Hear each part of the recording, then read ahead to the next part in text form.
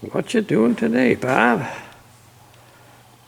These are the centers out of a 65 Imperial wheel cover. And the paint had come off of them. This is just going to be a driver set of wheel covers.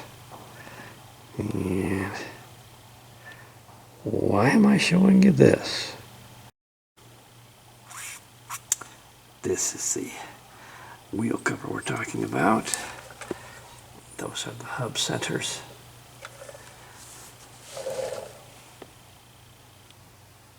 What's this got to do with a litter car? Well,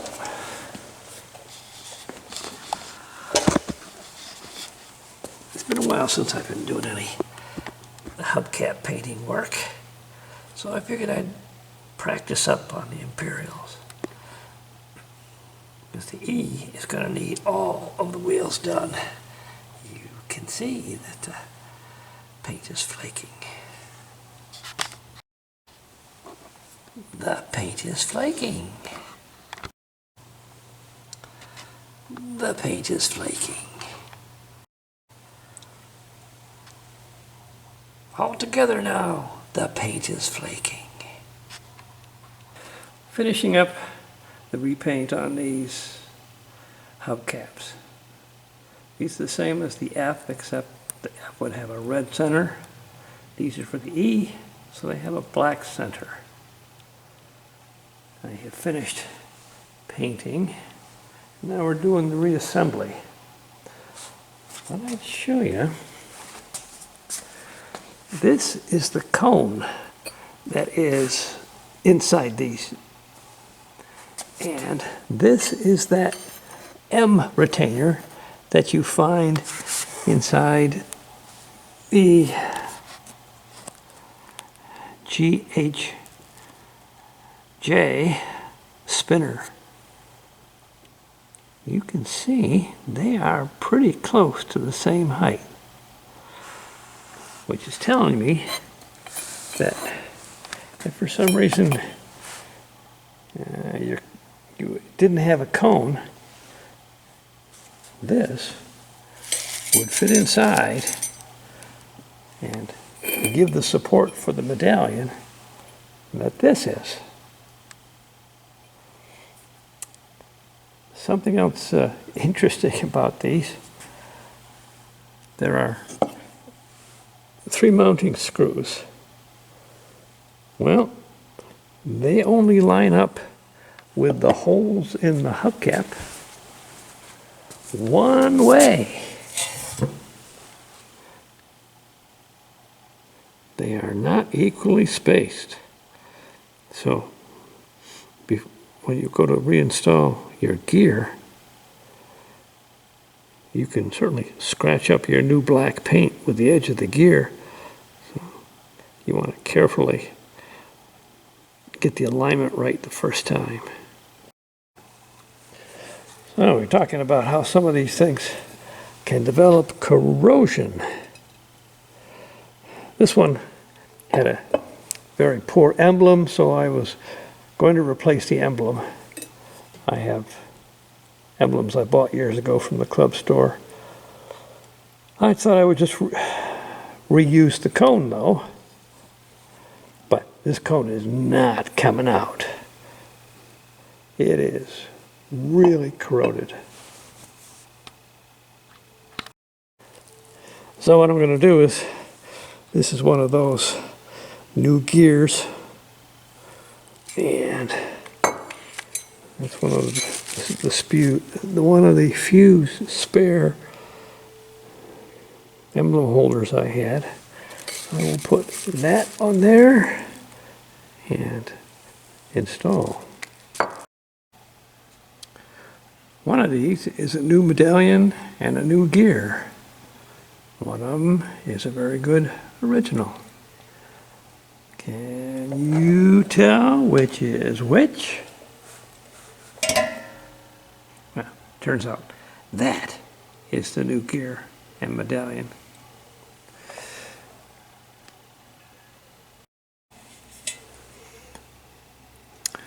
I was able to use the M It does need a little bit more padding than just the original piece of cardboard. And otherwise, she rattles. So I just keep up with a little piece just for now. And there we go. Let's move on to something else. So this was that gear medallion that was kind of poor. I thought I'd replace. Look at the corrosion that was inside of this thing. The cone could not be saved. It was just too stuck. But this gear I'll clean up and I should be able to use. It took a long time to get to this point.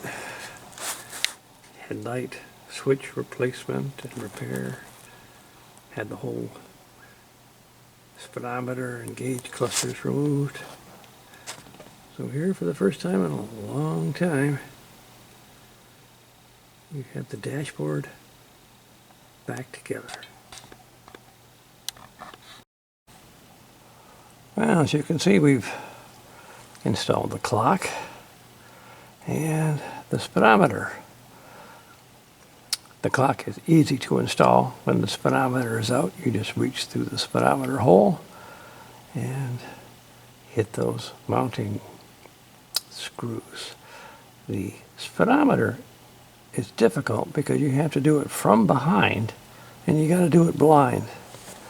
There are two screws, one here and one here, 3/8 inch nuts, and I used a thumb wheel ratchet and a 1/4 inch drive stuff, and I was able to get this one on. This one was difficult because there's all kinds of stuff down here. I went up through this hole. I put a piece of tape on my finger and then put the nut right up here, and then I was able to go up and attach it to the back and just get enough rotation to get it biting. A little bit of a challenge. The speedometer cable didn't want a seat, so I had to fuss, and then it went in. So we're in the process of buttoning up.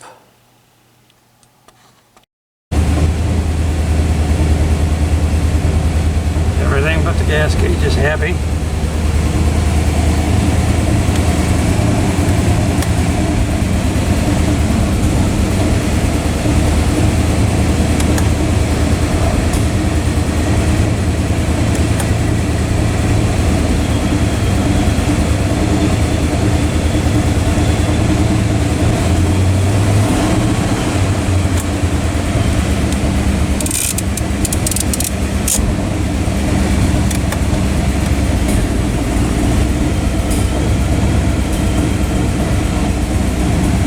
Very good with buttons.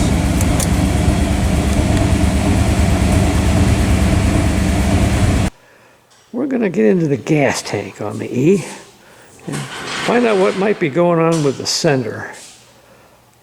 As it is, when I ground the wire at the sender, I get full gauge. So something's probably wrong with the sending unit. The E, by the way, does have a drain plug in the gas tank, which makes it a little easier for emptying. Here we are pumping the tank. We've hooked up this tube to the fuel sender. And this is our battery box with an off-on switch. You can hear it working, and she's pumping in there. The only thing you have to watch for is the fuel level in that tank before you switch to that tank.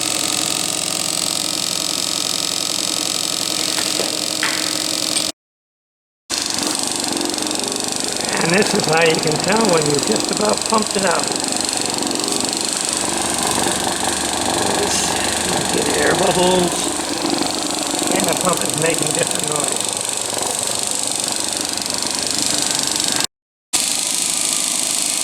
So now we're pumping the last of the fuel out. The tank was stuck to the underbody with that car. So it took a little coaxing to get it out. This tank's probably never been out. What's that? Mud dauber.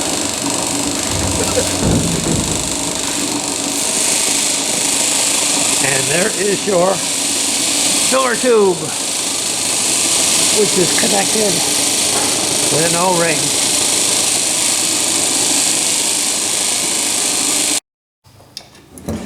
We have the original sender here, and you can see the sock is split. So I went to storage and got a new sender out of stores. You can see it's slightly different. This one has the rheostat unit way up here. This one's down here. But the shape looks to me like it'll work just fine. We're going to check this for continuity just to be sure. And if we like it, she goes in. And here's our new unit installed with the ring, and then we're going to make up an electrical connector. So the tank is back in. We broke the J-bolts getting it out, but I had some J-bolts in the stock. They're a little too long, so whoops, stop that. They're a little too long, so we'll cut these one of these days. Then we hooked up the sender, and I put in 15 gallons of gas. And now the proof is, what does the gauge say? So, is Bob having a good day, or is Bob having a bad day?